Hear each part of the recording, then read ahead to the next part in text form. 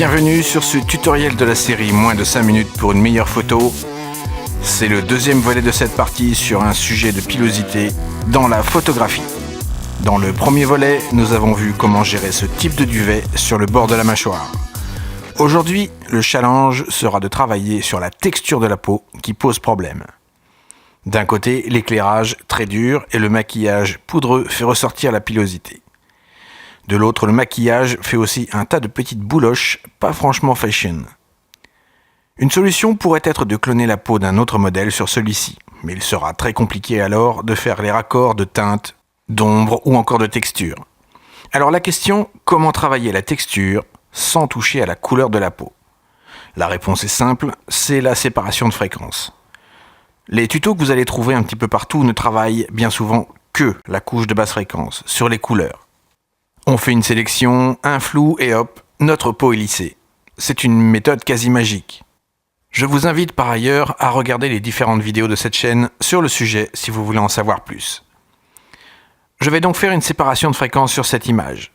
Je vais utiliser les actions de séparation, gratuites, que vous pouvez télécharger en suivant le lien sous la vidéo. Et j'applique la séparation de fréquences en mode basique. Premier réglage, on me demande de faire disparaître les pores, mais là, nous devons aussi faire disparaître les petits poils et autres bouloches. Donc voilà, j'augmente la valeur de 3 par défaut jusqu'à 7. Voilà, cela me semble correct ici. Deuxième réglage, pour un traitement de peau, on doit flouter. On peut le faire, sinon je laisse le réglage par défaut. Et c'est tout. La séparation de fréquences est terminée. L'action fait le travail tout seul. J'ai tous mes calques rangés dans un dossier. J'ai bien ici ma basse fréquence, mes couleurs donc, et mes hautes fréquences, la texture. Vous noterez entre les deux le calque adoucir. Comme les poils font partie de la texture, ils vont être sur le calque du haut. Donc adoucir ne changera pas grand-chose. Petit exemple, je prends ma brosse blanche, opacité 100%, et je peins sur la peau. J'obtiens un léger lissage, mais ma texture reste toujours identique. Nous allons alors travailler sur la texture. Et comme je déteste travailler en mode destructif, nous n'allons pas travailler en direct non plus sur la texture, mais plutôt sur un masque. Je me place sur le calque de la texture, je crée un masque, je sélectionne ce masque et je prends ce coup-ci une brosse, mais noire. Le noir fait disparaître le contenu du calque.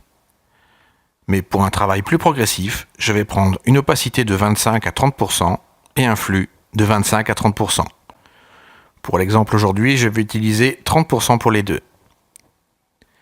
Je vais donc peindre en noir sur ces différentes zones délicates. L'idée est de passer plusieurs fois jusqu'à ce que les défauts deviennent acceptables. L'idée étant d'avoir une retouche toujours naturelle. Comme vous le voyez ici sur la joue, le résultat commence à être moins violent, moins perceptible. Mais alors que faire, me direz-vous, si l'on va trop loin et que l'on a tout effacé et que cela donne un rendu trop artificiel, trop plastique? Je vais le faire ici sur le bord du nez. Je peins jusqu'à ce que ma peau devienne entièrement lisse. C'est beaucoup plus agréable, c'est tout lisse, c'est propre, mais cela va finir par faire artificiel sur tout le visage. Alors, pour compenser cela, c'est facile, on va reprendre une couleur blanche et on va donner juste un coup de brosse. Et hop, c'est magique, on fait ressortir un tout petit peu de texture, juste ce qu'il faut pour un résultat naturel. Un autre exemple sur le coin de la lèvre. On va peindre en noir jusqu'à disparition complète. Et hop, un petit coup en blanc. Un petit coup de l'autre côté de la bouche aussi. Voilà, la texture revient. Un avant-après, la texture est toujours là, mais estompée. Le traitement reste donc plus naturel. Je zoome en arrière. Je vous refais un avant-après. On voit très nettement la différence. L'avantage de cette technique est de pouvoir doser l'effet en fonction des zones à traiter. Comme vous le voyez sur le masque direct, le traitement n'est pas uniforme. Enfin, n'oubliez pas que vous avez tous ces calques de séparation de fréquences dans un seul dossier. Vous pouvez donc encore diminuer l'opacité du dossier pour estomper l'effet et trouver le compromis parfait. Et en cas de problème, pas de panique, on supprime directement le masque.